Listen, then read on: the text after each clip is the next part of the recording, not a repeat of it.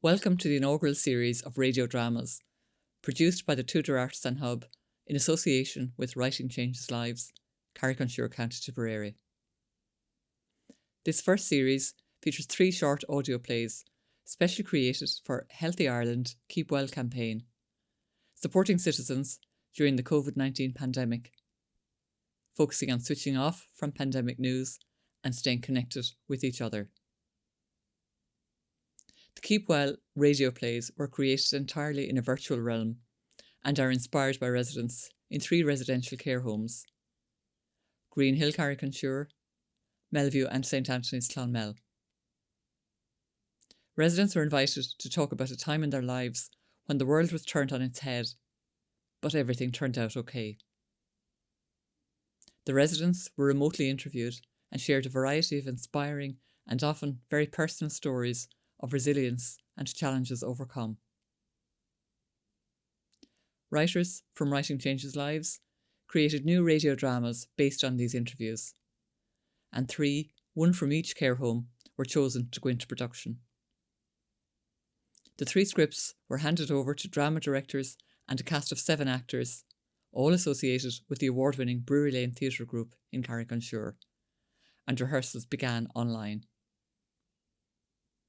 The final plays were recorded using a mixture of online meetings and digital recorders delivered to the actors. The entire project was completed on virtual platforms in 8 weeks during Lockdown 3, Spring 2021.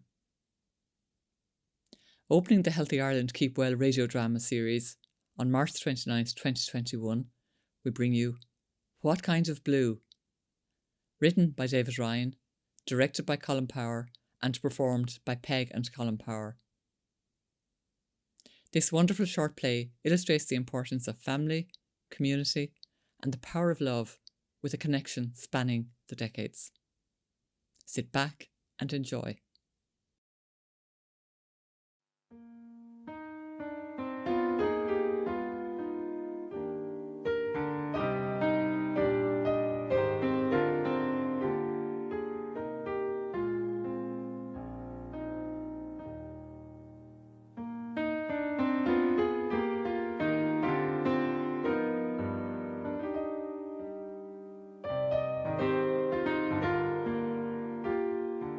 That's all from the newsroom. The next bulletin is at 9 p.m, including the latest coronavirus update. Until then, a very good evening.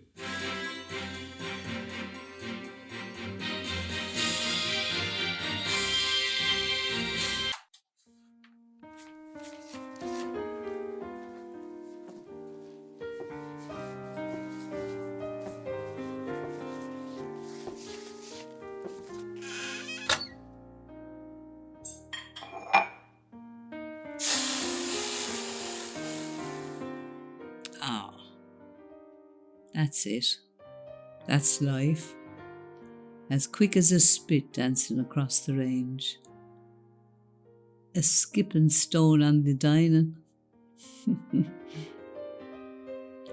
That's where I first saw him, leaning over the old bridge. He glowed like the sun. Back then I was only about 20. I wasn't an old woman then. Golden hair down my back. He told me I had beautiful eyes, like the lovely flowers. What was their name now? All that from a spit of water. I'd do it all again. He was a good husband. A saying for everyone and everything.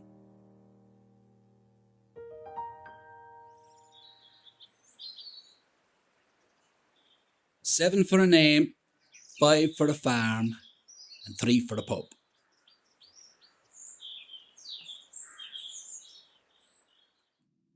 Yes, that's the generations for you. It's funny what you remember. Good times. There were bad times too. But they passed over, and this COVID thing will pass too, you'll see. Like the TB. That's gone the way of the wind. Sure, one time you wouldn't want to trip over, but you had the TB. If you had a pain in your toe, you had the TB. There was families around here where 2, 3 and 4 children were sent to Dublin by Dr. Graham. Sure, they didn't have the equipment and no x-ray. Well, if you were sick at all, Dublin. Now it's no more. Past. Dr. Graham, there was a tall man. He walked like a flamingo. He walked like a flamingo, all knees and elbows, like he was trying to avoid an ant or a child. His people lived up the hill there. They were Protestant people, very nice people. His father was the teacher in the Protestant school. My own father, when he was going to school, went 3 miles walk away. So he said to himself, the school up the hill there was nearer, and he started going there. And there was an inspector called to my grandfather saying, why had he not sent my father to school? Sure, there's his bag and his book, says my grandfather. Isn't he doing lines every night? That was the end of the matter. In the end, because the inspector made a foolish mistake of not checking with the 2 schools. And anyway, the Protestant school didn't care if Tom the Devil came in, because they got money for every child being schooled.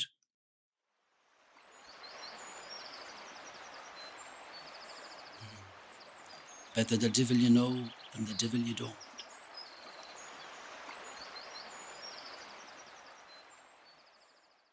Plenty of devils around here. I'll tell you a story now. It was in O'Brien's shop. Now the shop was half a shop and half a bar, and there was cards being played. 25. Oh, very serious. And I'll tell you who he was now. 𝑾𝒉𝒂𝒕. Anyways, Mick played this card. Oh, bad move. Well, Matt, Mick's own brother, drove him into the fire. His coat was all burned. Wasn't he some devil? There were farmers up beyond Graham's place, but their land was hilly. They didn't talk for years after. And a brother, a priest.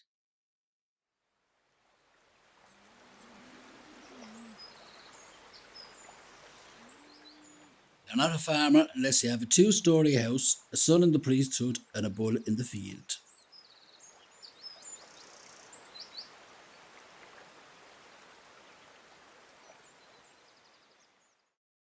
My own mother had 5 sisters, all nuns, all beautiful women. There's a photo up above the press in a little case. It has the 2 youngest, all in the habits, and my mother and grandmother in the middle. They could have gone into films, but into the nuns they went. They looked like black swans from hock to heel. My mother had a brother. He was in the Christian Brothers. He was a teacher in Limerick. Lord have mercy on them all. They're all long dead now. I think, did one of the nuns go to Argentina? Somewhere like that. But it wasn't to dance with Valentino. They could have gone in the films, imagine that. Oh, we were a very holy crowd altogether. Everyone did a lot of praying. You couldn't move in our house for Mother dousing us with holy water. It's a good job there was no holy water meter. We'd have no money at all. Back then, if you weren't working, you were praying.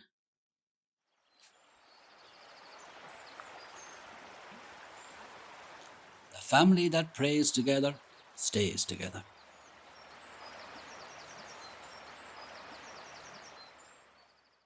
I remember when my mother passed away. That was a sad time. 2 of my aunts were at the burial and the rosary was being said. But it was like as if I was listening to bees in a hive. It was like that. the droning of bees, a kind of music, or a language from India or somewhere foreign. It was a hard time, but that time passed too.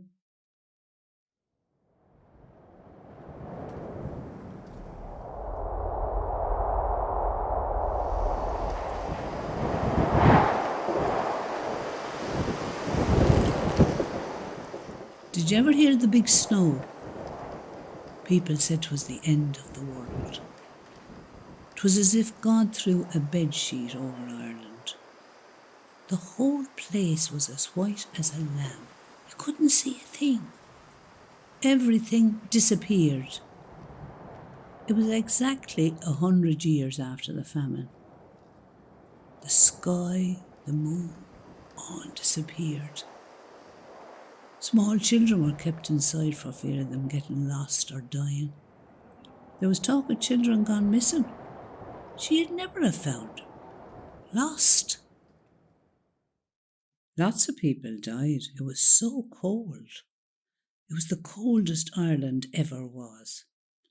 It was nearly impossible to keep warm. The winds were blowing fires out down the chimneys. And if it wasn't the wind, it was the wet putting them out. My father put a piece of metal up the chimney to protect the fire. But we couldn't see a thing with the smoke. My brother and 2 sisters thought it was all great fun. No school and nothing to be done, only play. Mick, that's my brother now, Mick. He went missing. My mother was worried about him. It was the same day that Jim Larkin died. Oh, he was a great man for the working man. We looked everywhere, high up and low down. There wasn't sight nor sound of him, not a whisper. Night was coming up on us and the snow started falling again. Great big flowery potatoes falling, you couldn't see the kettle. Mother was worn out from calling his name, but the snow dampened our voices, and next thing he appeared in front of us, covered in snow. It was like a communion dress he was wearing. It was very cold for months. One day word was passed to my mother about her cousin Mary Mullins, also on the Morrissey side, but a different family now to the nuns. She was expecting her first baby and the midwife couldn't be got. Her time was near now and we had to go around, and Mother packed a few things and I went too. Their house was about an hour's walk from ours. Oh, it was nearly 2 hours it took us with the snow. We couldn't see the road. We made our way by looking at the trees, and we had to make our way by memory. God, we squinted through the snow for signs of fire smoke. In the end, we got there. Our hands were red raw from the cold.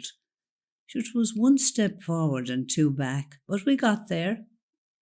And it turned out there was no baby and it wasn't due until March. But Mary was glad to see our cold faces. We spent only an hour there because we had the journey home to look forward to. Mary's own mother died when she was a child, and she knew nothing of her mother's people.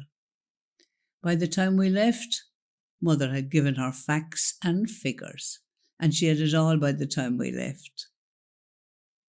Well, the snow left, and St Patrick himself intervened, all gone by his feast day, like a white snake. And the snow left in the end, and the sky returned, and the sun and the moon. The green grass, how beautiful everything looked, and the flowers, blossoms everywhere. The whole place was alive with beauty.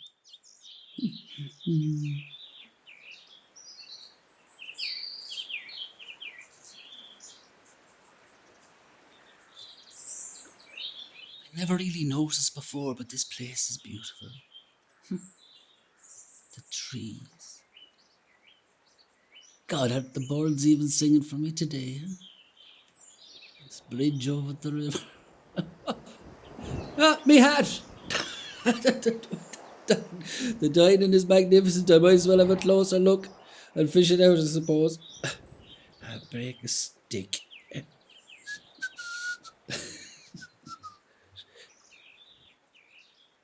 Good morning, Sheila Fenton. Great day, Sheila, isn't it? God, Sheila, you're a beautiful woman. What kind of blue? Come here, come closer. The sun is too bright. Ah, that's it. They're like cornflowers. He said my eyes were like him. Ah, he shone like the sun.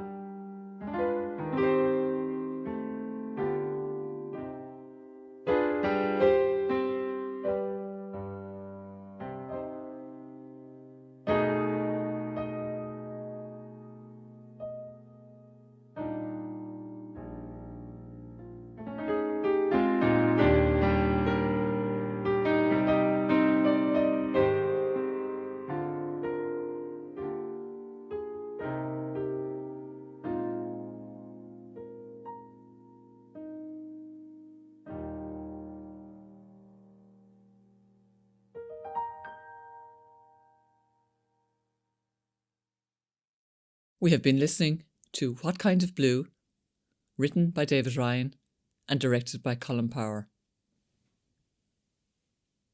Sheila Fenton was played by Peg Power and the young man was played by Colm Power. This play was inspired by stories generously shared by a wonderful resident in a nursing home in County Tipperary. Sound engineer and editor, Pete Smith. What Kind of Blue was produced by 𝑩𝒍�𝒂𝒕 Tudor Artisan Hub in association with Margaret O'Brien, Writing Changes Lives. This Keep Well campaign is brought to you with thanks to Healthy Ireland, an initiative of the Government of Ireland, with funding from the Healthy Ireland Fund and the Sláinte Care Fund delivered by Pobal. Thank you for listening.